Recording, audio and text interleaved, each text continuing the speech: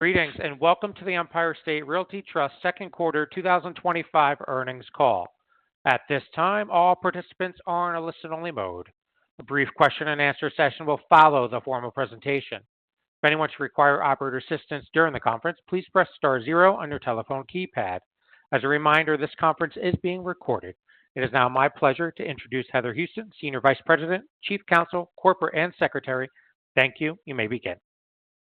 Good afternoon. Welcome to Empire State Realty Trust second quarter 2025 earnings conference call. In addition to the press release distributed yesterday, a quarterly supplemental package with further detail on our results and our latest investor presentation were posted in the Investors section of the company's website at esrtreit.com. On today's call, management's prepared remarks and answers to your questions may contain forward-looking statements as defined in applicable securities laws, including those related to market conditions, property operations, capital expenditures, income, expense, financial results, and proposed transactions and events. As a reminder, forward-looking statements represent management's current estimates. They are subject to risks and uncertainties, which may cause actual results to differ from those discussed today. Empire State Realty Trust assumes no obligation to update any forward-looking statement in the future. We encourage listeners to review the more detailed discussions related to those forward-looking statements in the company's filings with the SEC. During today's call, we will discuss certain non-GAAP financial measures, such as FFO, modified and core FFO, NOI, same-store property cash NOI, EBITDA, and adjusted EBITDA, which we believe are meaningful in evaluating the company's performance. The definitions and reconciliations of these measures to the most directly comparable GAAP measures are included in the earnings release and supplemental package, each available on the company's website. Now, I will turn the call over to Tony Malkin, our Chairman and Chief Executive Officer. Good afternoon, everyone. Yesterday, we reported ESRT's second quarter and year-to-date results. We delivered strong office leasing, and we had a more challenged quarter for the observatory. Our progress in our core office portfolio reflects the value of our proposition, and observatory performance was impacted by adverse weather and lower demand from past programs, which are predominantly international. On this call, the team will walk through our adjusted full-year outlook to reflect observatory performance. ESRT is purpose-built for strength and agility across all cycles. Our long-term leases, high occupancy, diversified income streams, and flexible balance sheet are a solid foundation for consistent performance and strategic options. In New York City, demand for our top-of-tier office space remains robust. Our modernized, well-located near-mass transit, amenity-rich portfolio is supported by our sustainability leadership and strong financial position. This clear differentiation leads the market, and we can thrive in any environment and continue to deliver long-term value. In the second quarter, our leasing team continued to put points on the board, with approximately 232,000 square feet leased, which includes 202,000 square feet of new Manhattan office leasing at double-digit positive mark-to-market leasing spreads. As we stated would happen in our last call, our Manhattan office portfolio is 93.8% leased, and we expect further leasing and occupancy gains for the full year. We achieved our 16th consecutive quarter of positive New York City office mark-to-market rent spreads. Our observatory generated $24 million in NOI in the second quarter in the face of a visitation decline of 2.9%. Revenue per capita increased 2.3% year over year. More than half of our visitors are domestic, and our international audience remains well-diversified, with no single region accounting for more than 10% of total visitation. The observatory is resilient across all cycles, as shown on slide 18 of our latest investor presentation. Our best-in-class balance sheet continues to be a key strategic advantage for ESRT. It gives us the flexibility to lease space maintain our portfolio to the highest standards, and act opportunistically to create long-term value for our shareholders.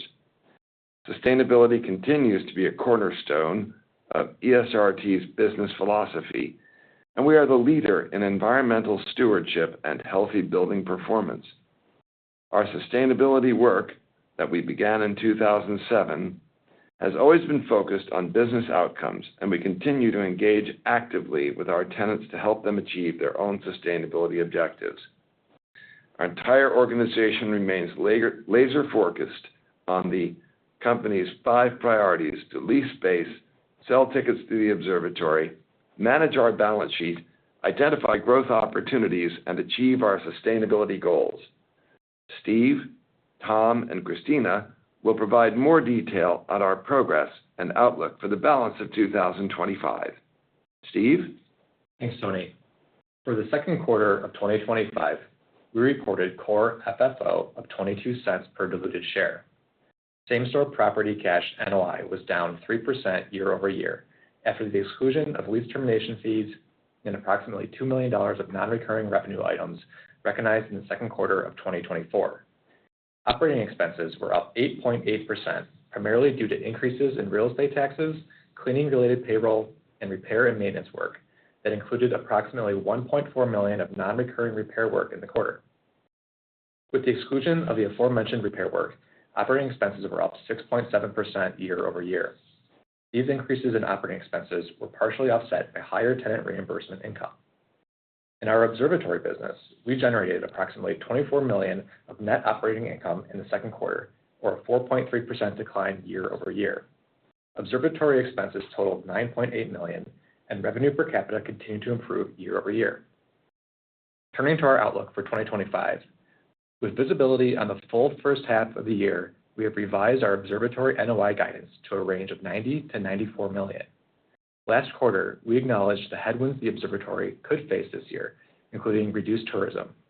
During the first 6 months of 2025, the observatory was impacted by bad weather, particularly on the weekends in May and June, and lower demand from our past program business, which is predominantly international. As a result, we revised our NOI guidance for the observatory to our year-to-date results and a more conservative outlook for the remainder of 2025. During the first half of 2025, our NOI declined by 5.3% year over year. As a result of this adjustment, we now expect 2025 core FFO to range between 83 and 86 cents per share. All other components of our guidance are unchanged. To reiterate my remarks from our last earnings call, we expect operating expenses and real estate taxes to fluctuate quarter over quarter, influenced by the timing of planned maintenance work, which is expected to be heavily concentrated in the third quarter, seasonal utility usage, and the timing of real estate tax abatements. Lastly, we expect Fed CapEx to trend lower in the second half of 2025. The building blocks I discussed in our last call with regard to TIs, leasing commissions, and building improvements remain intact. There will always be CapEx fluctuations quarter to quarter depending on the volume of new versus renewal leasing completed, where renewals typically have lower costs and the timing of related TI spend generally falls into later periods. In 2Q25, our leasing volume was heavily weighted towards new leases, which drove higher leasing commissions in the quarter, which are recognized immediately, and the TIs associated with these leases are expected to be recognized over the remainder of 2025 and into 2026. And with that, I'll now turn the call over to Tom. Tom? Hey, thanks, Steve, and good afternoon, everyone. We had another strong quarter with 232,000 square feet total leasing at 7% positive mark-to-market rent spreads in our commercial portfolio. That includes a 14-year, 40,000 square foot expansion lease with an investment firm at 1 Grand Central Place, a 12-year, 39,000 square foot new lease with Ellsberg Baker at the Empire State Building, an 11-year, 25,000 square foot new lease with Mott McDonald at the Empire State Building, a 12-year, 24,000 square foot expansion lease with Slice Architects at 1359 Broadway, and we signed leases for 11 pre-built office suites, which total 77,000 square feet. In the second quarter, we signed 222,000 square feet of new and renewal leases in our Manhattan office portfolio, where we have only 93,000 square feet of remaining lease expirations to address for the balance of 2025. Our Manhattan office portfolio stands at 93.8% leased, an increase of 80 basis points compared to last quarter, and an increase of 630 basis points since the fourth quarter of 2021. Occupancy is now 89.5%, and an increase of 140 basis points compared to last quarter. We have a healthy pipeline of leasing activity, which includes approximately 160,000 square feet of leases in negotiation and a few 100,000 square feet of proposals exchanged with tenant prospects in various industries, including finance, professional services, TAMI, and others. Our tour volume and leasing activity remains strong. We expect to further increase our leased percentage for our Manhattan office, and we remain on track with our full-year guidance increase in occupancy rate of 89 to 91% by year-end. In today's bifurcated office market of haves and have-nots, ESRT stands out as a clear have. Demand is concentrated in high-quality assets and tenant-prioritized buildings, which are top-of-tier, modernized, well-located near mass transit, sustainability-focused, amenity-rich, and backed by a financially sound owner who will provide quality services and a high level of execution. ESRT's portfolio checks all these boxes. The supply of such top-of-tier office space in Manhattan continues to tighten, which creates a favorable supply-demand dynamic that allows ESRT to capture outsized value and market share. We have increased our asking rents, reduced concessions, and seek longer lease terms throughout our portfolio. We just completed our 16th consecutive quarter with positive mark-to-market lease spreads in our Manhattan office portfolio, where spreads were positive 12.1% in the second quarter. We continue to see stable trends in TI packages in the marketplace. During the first half of 2025, our leasing costs, including TIs and leasing commissions, were consistent with our full year 2024 adjusted for term.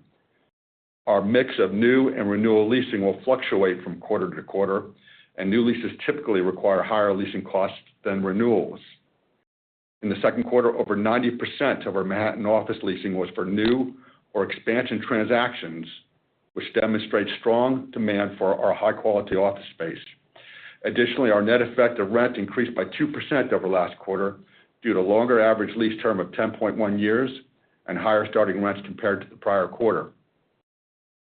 We have $50 million in incremental cash revenue from signed leases not commenced and free rent burn-off, as shown on page 19 of our supplemental, that reflects our leasing success.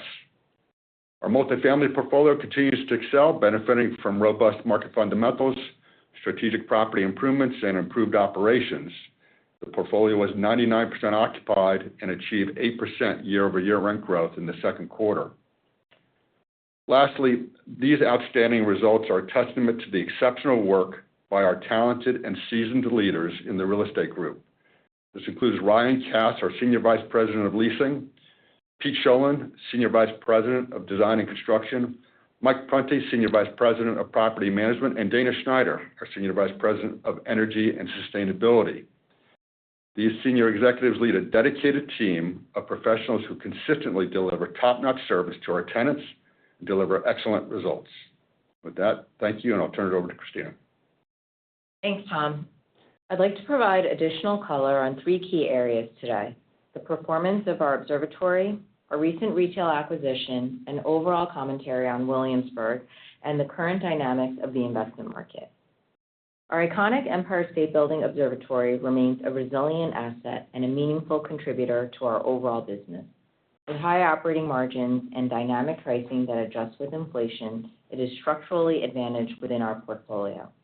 While first half performance was hurt by external headwinds, including an unusually high number of bad weather days, particularly on weekends, and lower demand from our pass program business, which is predominantly international, the observatory remains a positive contributor to cash flow and earnings.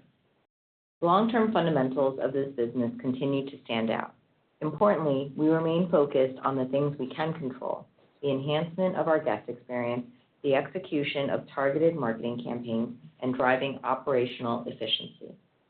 Our distinct position as the iconic and authentic New York City experience, anchored by an iconic global landmark, sets us apart in a competitive market and positions the observatory for sustained long-term growth as external conditions normalize.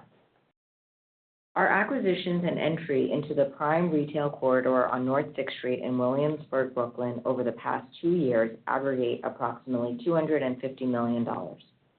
This reflects our disciplined and strategic approach to capital allocation and value creation, as this represented a redeployment of capital from our suburban asset dispositions with lower growth and higher CapEx into North 6th Street retail with higher long-term growth prospects and lower CapEx. At the end of June, we closed on the previously announced acquisition of a prime retail asset on North 6th Street in Williamsburg for $31 million.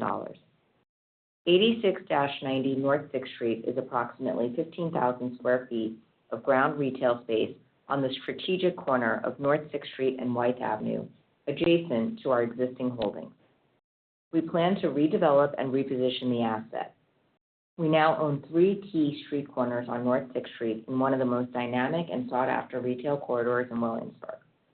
This prime location benefits from high foot traffic, a strong local demographic, and growing interest from both national retailers and institutional investors. The increased presence of institutional capital in the area further validates our thesis and enhances the long-term value of our holdings. These acquisitions position us to capture outsized returns as the neighborhood continues to evolve and mature. We continue to see increased activity in the investment and acquisitions market, with more transactions beginning to take place, especially as interest in New York City is strong, given favorable operating fundamentals, pricing expectations have adjusted, and institutional capital re-engages. We remain well-positioned to act with discipline and agility. We will continue to pursue opportunities where we see attractive pricing and clear potential to add value through our expertise in operating and repositioning assets. Our strong balance sheet gives us flexibility to be opportunistic. We manage our balance sheet proactively with strong liquidity, no floating rate debt exposure, a well-laddered debt maturity schedule, and no unaddressed maturity until December 2026. Our leverage remains low relative to our New York City-focused peers, with net debt to EBITDA at 5.6 times as of quarter end. This positions us well to support both our leasing initiatives and capital allocation priorities, and we are confident in our strategy and fundamentals and continue to execute with discipline across our platform. That concludes our prepared remarks. With that, I'll turn the call back to the operator to begin the Q&A session. Operator? Thank you. We will now be conducting a question and answer session. If you would like to ask a question, please press star 1 on your telephone keypad.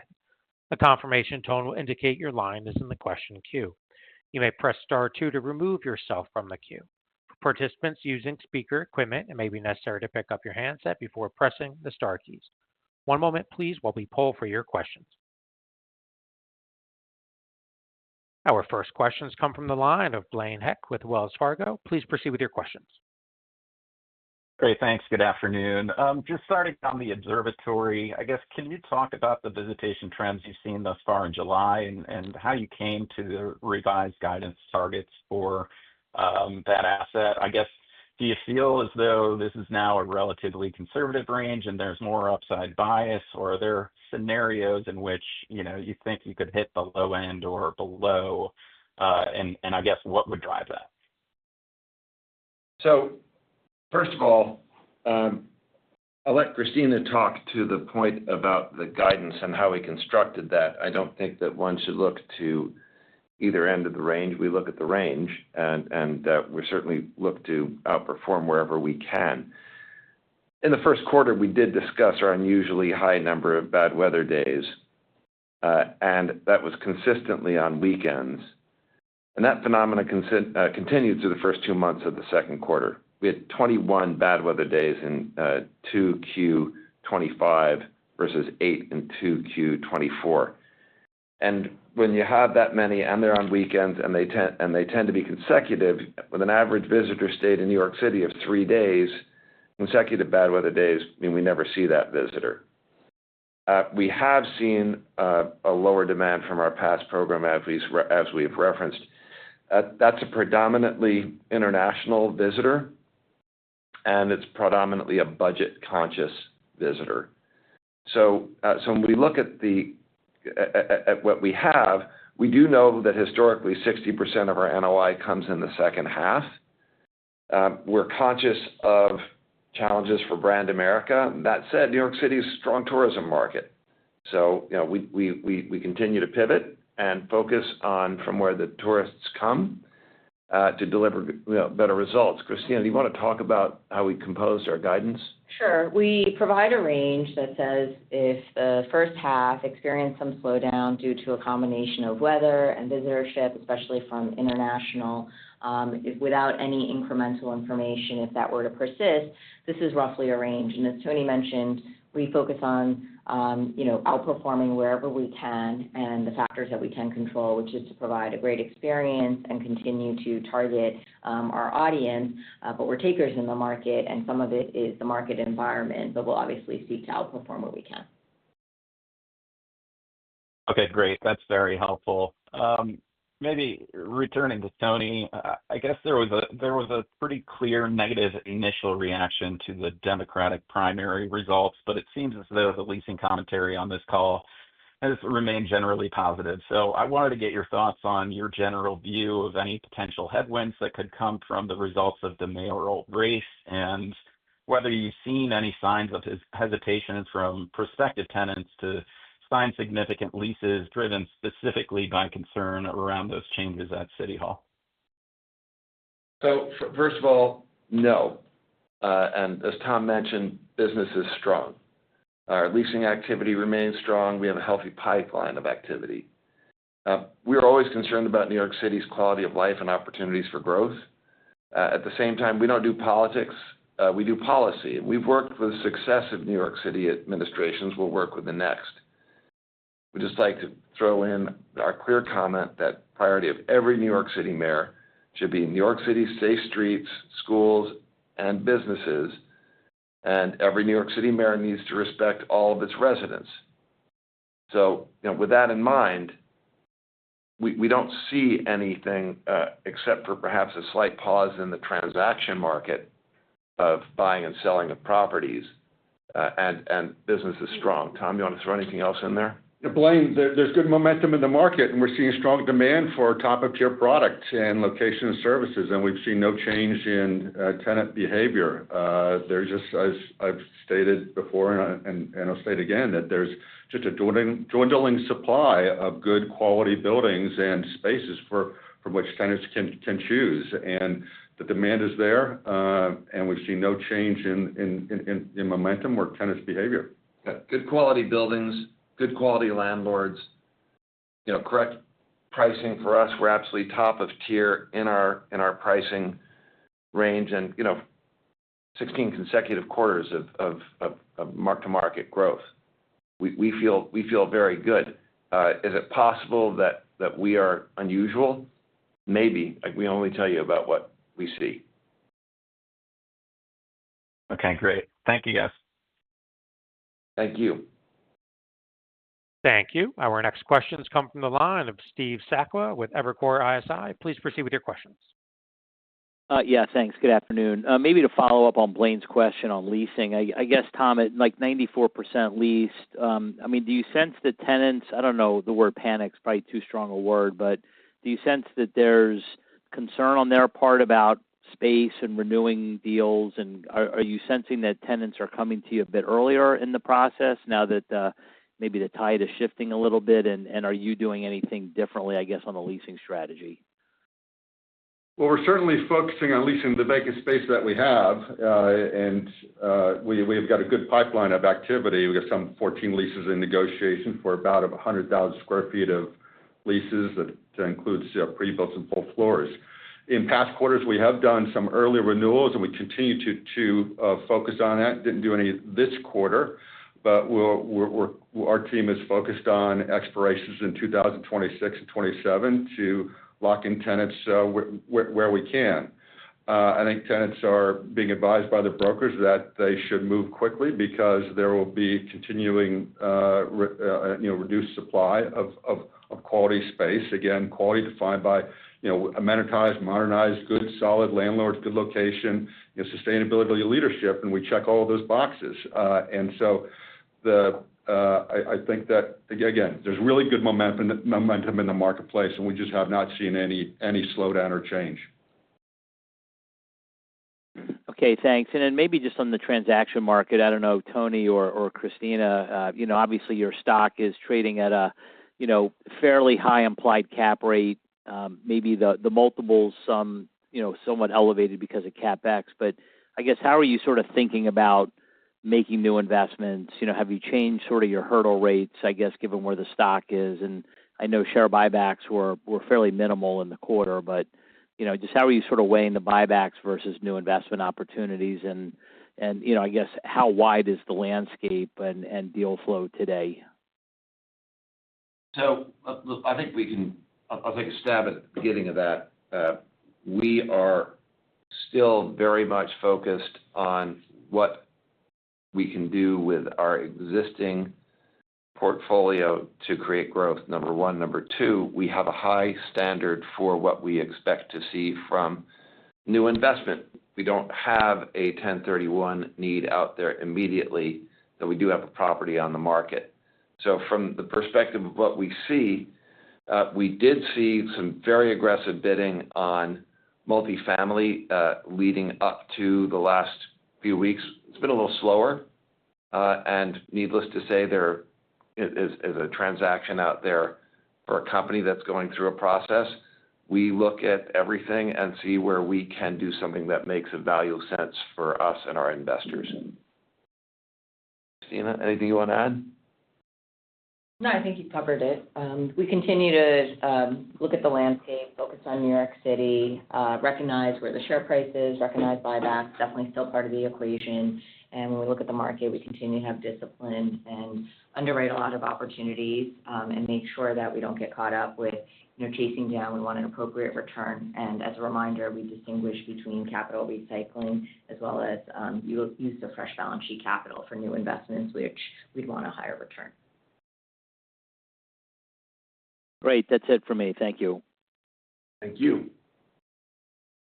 Thank you. Our next questions come from the line of Seth Berge with Citi. Please proceed with your questions. Hi, thanks for taking my questions. Can you just talk about kind of the return expectations for the Brooklyn acquisition?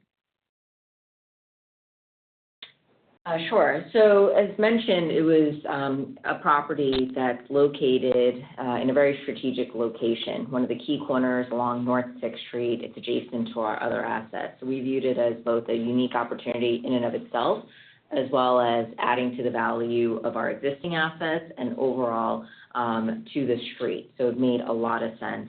As we think about a redevelopment opportunity, we think of roughly sub 7%. Within a couple of years, we've already seen strong leasing interest, and we look forward to announcing more to the market when the time comes. Great, thank you. And just for the second question, you kind of mentioned an increase in transaction activity. Is there any update on the marketing process for the suburban office asset and any change in financing or the buyer pool or anything that would impact kind of pricing of that? That asset remains on the market. We'll provide an update when it's relevant. We continue to have discussions.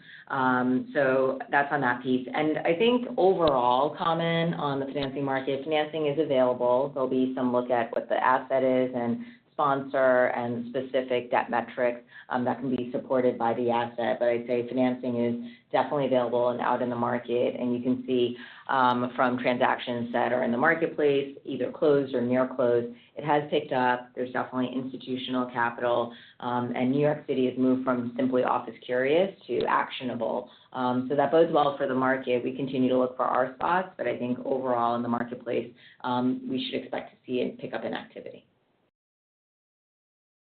Great. Thanks for taking my questions. Thank you. Thank you. Our next questions come from the line of Dylan Brzezinski with Green Street. Please proceed with your questions. Hey, guys. Thanks for taking the question. So it sounds like, activity in New York office still continues to be very strong. I mean, are you seeing any change with regards to the amount of tech tenant demand within the market, or or are things still being largely driven by sort of the traditional financial services and legal services type tenants? It's really broad-based, and it's a good thing about a portfolio. We've always attracted tenants from a wide variety of industries. Right now, we've got activity with tenants in consumer goods, the fire sector, finance, legal, professional services, some nonprofit, some engineering services. But we have a good amount of tech tenants in our portfolio, and I would not be surprised if we get some activity in the coming few months. So it's pretty broad-based, candidly, but right now we're seeing a heavier weight in certainly the fire sector and professional services.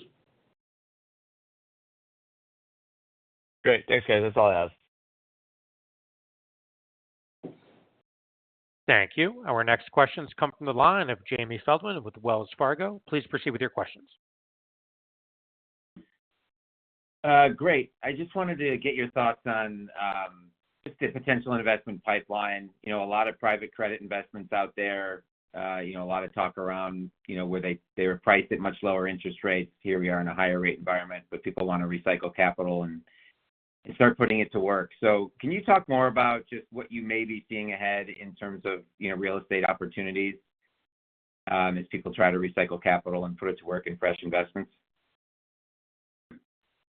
Well, that's interesting. Certainly, that was the opportunity that presented itself for us in Williamsburg, and what allowed us to take advantage of that when we had our 1031 need.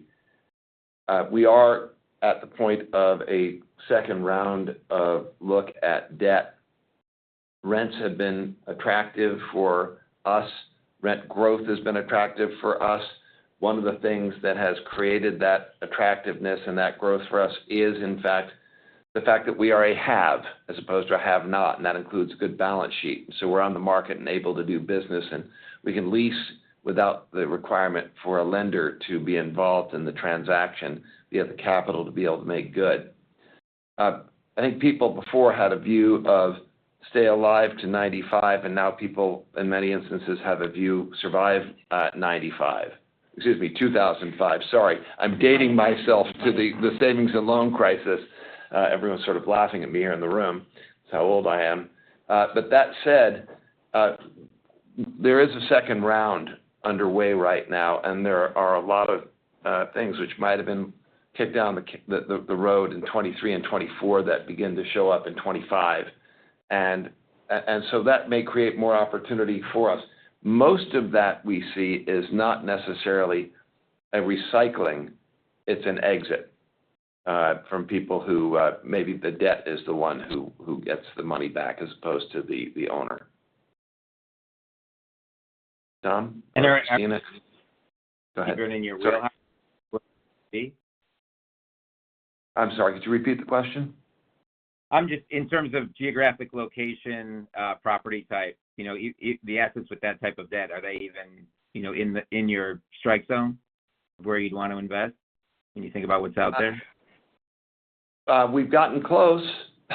We'll see where we get. We definitely have made efforts, and we've made efforts and missed on retail and office and resi, and we will continue to make efforts. We have to be disciplined about what we do and the returns that we should see in order to commit capital. Okay. And then just as a follow-up, can you talk about the decision to add your son to the board? We get a decent amount of questions on that move, and just talk about the merits and how we should think about that. Sure. Tom DeRosa, for personal reasons, chose not to stand for re-election earlier this year. We're grateful to Tom for his service. He was there for our formation, chaired our audit committee, and he gave great contribution and commitment to ESRT. George Malkin has been an observer on the board and various board committees for more than 2 years. His qualifications are clear from his academic achievements, his business experience, and his success. So he's already added value to ESRT through his participations, introductions to businesses and capital sources, and a deep understanding of long-term capital investment analysis and strategic growth. So the fact of the matter is, He is complementary to our board structure and our composition, and it's particularly relevant as we continue to execute on our strategies. The board agreed unanimously to George's election, and I think that's all that we really need to say. Okay, thank you for that. Do you anticipate him taking a more active role at the company or more just a board seat? George is the president of Malkin Holdings. That is our family office. I have no plan to go anywhere, nor does Christina, nor do we have any plan to bring George on as an officer of this company. Okay, great. Thank you very much. Thank you. Our next question has come from the line of John Kim with BMO Capital Markets. Please proceed with your questions. Thank you. On 8690 North 6, how long do you think it'll take until you sign a lease there? I know you talked about a 2-year period to get to sub 7% yield. And where do you see rents at that space and in your existing vacant space in Williamsburg versus the in-place rent of 141? Yeah, John, first of all, we're going to redevelop the entire building with a new facade, a new storefront, and create a spectacular ground floor retail presence there with 2 stores, one corner and one in-line. With this acquisition, we now control 4 of the 8 key corners on North 6th Street. We had underwritten a year of redevelopment and then some downtime for leasing, but even before we've begun our redevelopment, we've already got very strong tenant interest. And so I won't be surprised if we announce something well ahead of our projected time frame for lease up and ahead of our completion of the building redevelopment. And then we expect stabilization somewhere around 2027. It could be earlier based upon what I just said. Rents for the corner, could be north of $500 a foot, and in line, in the high 3s. And can you just provide an update on where you see the mark to market on the Williamsburg retail portfolio?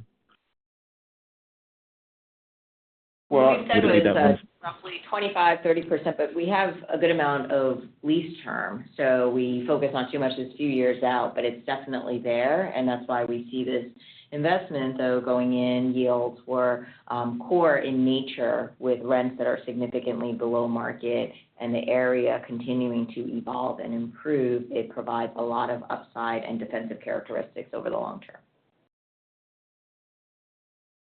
Okay. On your multifamily performance, it was up 14% year over year. I think you got some benefit from additional units from your Williamsburg acquisitions, I'm assuming. But can you just discuss the same-store performance of that portfolio? And you mentioned also pricing was competitive. Where would pricing be today for product you're looking at? Sure. So I'll start with the multifamily performance this quarter. So starting with the units we picked up at 8690, there's 11 units there, but we acquired that at the end of the quarter. So there's really no contribution from those units yet to our NOI. What you're seeing in that outperformance is really the 8% growth of face rents and also a big decline in concessions year over year. So that's what's driving that performance there. And then on asset valuations, there were not a ton of transactions, but of those that have traded, we still see pretty strong valuations as well as institutional demand. So seeing around a 5 cap or a sub 5, depending on the type of asset, is not completely uncommon, and people do show up. So the fundamentals are very strong. There's not a lot of available product. And with all the changes and what's going on in New York City, one outcome is lack of visibility that creates, lack of new supply. And so that backdrop is very favorable. Just a quick follow-up. So the number of units went up 11 units this quarter? That's correct. So I don't know if that was due to another reason. Well, from an NOI perspective, it's not because we acquired at the very end of the quarter. There was no contribution to NOI yet in 2Q. Okay, got it. Thank you. Yep. Thank you. Thank you. We have reached the end of our question and answer session. I would now like to turn the call back over to Anthony Malkin for any closing comments. At ESRT, we remain steadfast in our focus on our 5 strategic priorities: lease space, drive observatory ticket sales, maintain a strong and flexible balance sheet, and identify and pursue growth opportunities while, of course, continue to advance our sustainability goals, which really help differentiate us and attract tenants. So each of these pillars supports our overarching mission to create long-term value for our shareholders. We're well positioned to capitalize on opportunities as they emerge and remain confident in our ability to execute with the discipline needed to deliver continued value in the quarters ahead. Thank you all for your participation in today's call. And we look forward to the chance to meet with many of you at non-deal roadshows, conferences, and property tours in the months ahead. So onward and upward, folks. We'll get back to work here. Thank you. This does conclude today's teleconference. We appreciate your participation. You may disconnect your lines at this time. Enjoy the rest of your day.